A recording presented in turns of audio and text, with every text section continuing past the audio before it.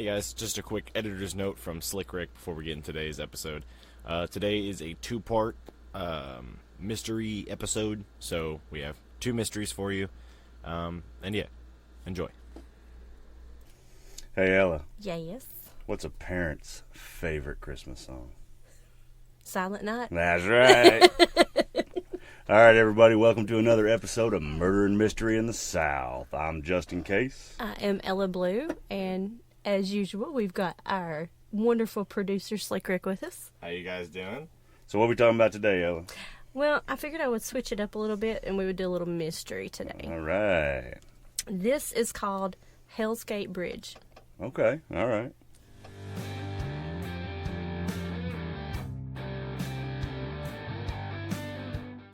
So the bridge, located in Oxford, Alabama, was first opened in 1917. It was a miracle it even got finished. You see, they began to build in 1912, and they had such a hard time keeping anyone on the crew at the time. They blamed it on the Great War, World War I, but really it wasn't until the year it opened, so it couldn't have been that. There was a rumor going around town that a Mr. Gillertoy was trying to pay black men under the table, but only did so because he secretly knew something wasn't right about the bridge. Some of those men would go missing. That was the rumor anyway. The Hell's Gate Bridge legend is quite famous in Oxford, Alabama. The bridge acquired its name because of the most popular event to ever take place on it. As the story goes, sometime during the 1950s, a young couple had stopped in the middle of the bridge. The boy turned the headlights off to try to scare his date. This was a common practice in town to get your date a little scared to have her cuddle in closer on the bench seat. There's a lot more efficient ways to do that without, driving 60 across a bridge with no headlights. No, he stopped We on the stopped? bridge. Yeah, you stop in the middle of the bridge and turn your headlights off. That's pointless. Well, I mean, think about it. By today's standards, nothing hardly scares us anymore, but back then, We're all desensitized. yes. How desensitized. So a common practice in the town was to get your date a little scared to have her cuddle in close on the bench seat. It wasn't until a man heading to night fish nearby heard the engine rev and skid into the side of the bridge. It crashed through the side, and he heard the sound of a ton of metal hitting the water with a sharp silence of the girl's screams. Told you. Bet that kid saw that going differently in his mind. Probably. I mean, he got wet at least. She did. Anyway, it was near 10:45 at night as he ran over. The river was running pretty hard and deep as there was a storm. Good Okay, Lord. y'all gonna have to quit that. It was nearly 10:45 at night as he ran over. The river was running pretty hard, and it was deep as there was a storm 2 nights ago, but he couldn't see where the car went. Here's where the story gets a little twisted. Some say Oh, both. now we're going to get twisted? Yeah. Well, I mean, there's a lot of different Right. stories going back and forth on this. So here, some say both of the teens died. Some say that neither of them went through the side of the bridge at all, but looked over their shoulders and went mad jumping into the river together to get away from what they saw. What I found online is that they found the girl and the car about 2 miles down from the bridge. It had washed up against the bank with the back 2 tires sticking out, so it was kind of embedded in the bank, but the back 2 tires were still sticking out. Never let off the gas. Yeah, it was found by some local schoolboys. The boy, however, lived. He'd go muttering around town something was wrong with that bridge, too. He'd tell people he looked into the very soul of hell. He said he couldn't describe it and would change the subject, but people around town began to treat him like the local loony. After the boy told everyone in town, "You'll see hell if you stop, turn out the lights and look over your shoulder." And, well, it kind of stuck. So in the 1980s, 2 boys decided to do those steps. And they drove to the bridge, turned out the headlights after dark, and looked over their shoulder, but something else happened to them. The girl. Wet, bloated gray skin, straggly hair, and a blank stare sat in their back seat. They both jumped out of the car and ran, leaving the car there till the morning. When they came back, they saw a wet print of something or someone having sat in their back seat. Nope. Fuck that. In 2007, the Oxford Paranormal Society did an investigation on the bridge. They found no evidence of paranormal activity. Lies. But what about those who claim to have seen something? Truth. Well, did they park the car and turn out the headlights and look over their shoulder? I don't really know a lot about their investigation. Sounds like they did it wrong. I don't think they know a lot about their investigation. Well, now the bridge is closed off, and you're no longer allowed to drive or walk across it because of the dilapidated boards and fear of being harmed. And it's been scheduled for demolition for the past couple of years, so we may never know if anyone else would ever experience the gates of hell or the mysterious wet spot in the seat. The mysterious wet spot in the seat. Well, that sounds like my kind of investigation. Sounds like that girl got a little more than cuddly. Yep. But, you know, that's it on that one. So when are we going? I mean, we could go down and see about it, take pictures. Just camp next to it. Yeah. But that's it on that one. We'll make Slick Rick take the first watch. There you go. You are outside of your mind. No? You don't want to do that? Hell no. Well, you're no fun. So the next one I've got is the Bleeding House of Atlanta, Georgia. So the Bleeding House of Atlanta, Georgia. This couple, Willie and Minnie Winston, had been renting 1114 Fountain Drive for over 20 years. Both were in their 70s, and Willie's health had been on the decline. He was taking dialysis at home, and it kind of fell on Minnie to take care of him. Mini Willie. Minnie and Willie.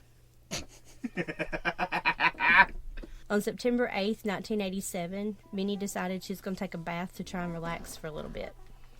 When she was finished and was getting out of the tub, she stepped on a wet spot on the floor. When she looked down, she was horrified. There was a large puddle of a red substance on the floor. The more she looked at it, the more she thought it looked like blood. Minnie was upset and worried that something had happened to Willie, and she took off from the bathroom to try to find him. Going through the hallway, it was more of her own personal horror film. More of what looked like blood was oozing from the walls and bubbling from the floorboards. Fuck that. Minnie said all at once it looked as if an artery had been cut and blood was gushing from it, creating a lake of blood. All I can picture is The Shining. Yeah. That's kinda what I was thinking. Where the elevator doors open and here Yeah. comes the big flood. That's kind of what I was thinking, yeah. Or I was thinking about the Amityville horror. Yep. The original movie with the blood. Yep. Well, whatever it was, I always associated it with blood, but I think somebody said it was like black ooze or something. But yeah, that went through my head too. So she said it seeing all of that, she decided to call the police because it scared her so bad. Yeah. So they didn't know who to send, so they sent the ambulance, the police, and the fire department. Well, who do you send for a bleeding house? It Yeah. kind of sounds like Atlanta. I think they should have called a contractor. Your house is what? My house is bleeding, dude. I don't know. All y'all go check this out. I don't know who to send. Send the Air Force, I can fix National it. Guard. You can just airstrike it.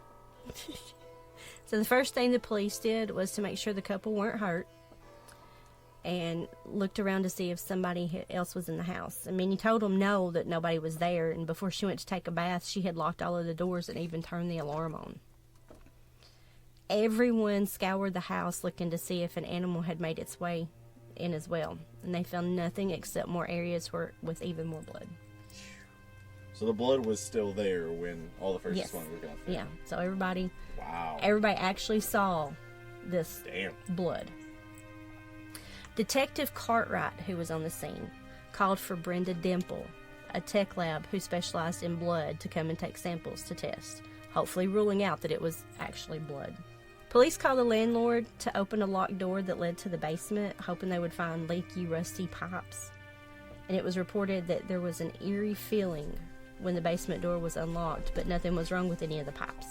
What caused the eerie feeling? Maybe the random blood all over the house? Well, you would think. I mean, that would be an eerie feeling, period.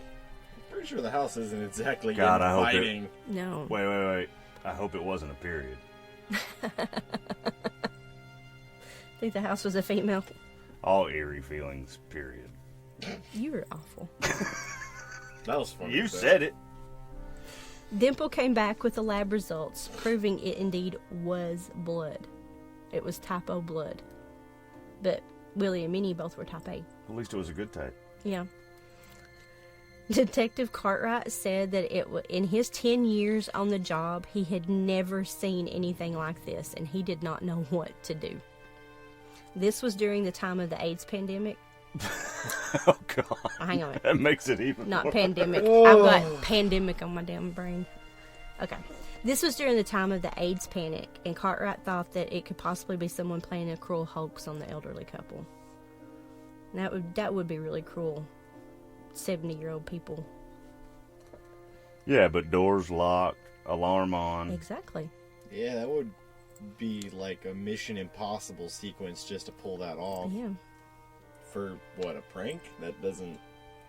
So he called blood banks in the area to see if any were missing, and nobody was missing any blood. And there were a couple of theories as to what could have happened. One being that Willie and Minnie did this themselves because they wanted to get their kids' attention. However, Minnie hated being in the spotlight.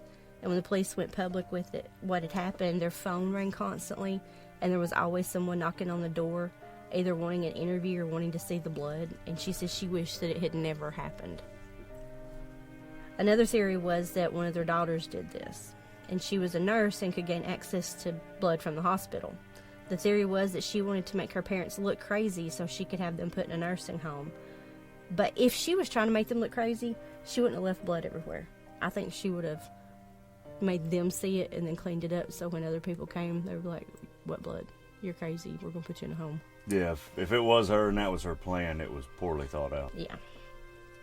So the final theory was paranormal. The residents... Well, that's a stretch. Yeah. You don't say. The residents that were in the house before the Winstons was a man named Albert Thompson and his wife. Albert was the public relations director for the FHA during a time when racial tensions were high in the South. In the 50s, at 41, Albert was in a terrible car accident, and he died of internal bleeding in the house. So when the house began to bleed in 1987, it was coming up on the anniversary of Albert's death. Some speculate that the house was mocking Albert's internal bleeding. But to this day, no one knows what caused the house to bleed, and it has never happened before that time, and it's never happened again. I bet we can make it happen. Well, it's a private residence, so you can't really...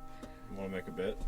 They don't want you coming in and messing with them. The people that live there now have said that they want nothing to do with any of this, that nothing's happened since they've been there, and... Well, I do, so problem solved. Most people are no fun at all. I know. But Trying to make this interesting for you folks. Figured we would do just a little lightheartedness instead of... Ella won't let us go nowhere. Well, we could go do a paranormal investigation somewhere, I guess. Y'all give us your opinions on that. Should we go do something on site somewhere? What do you think? Sounds like a plan. All right. Well, that does it for today. Thank y'all for tuning in one more time to our little shit show. We look forward to seeing you again. Y'all come back now, you hear?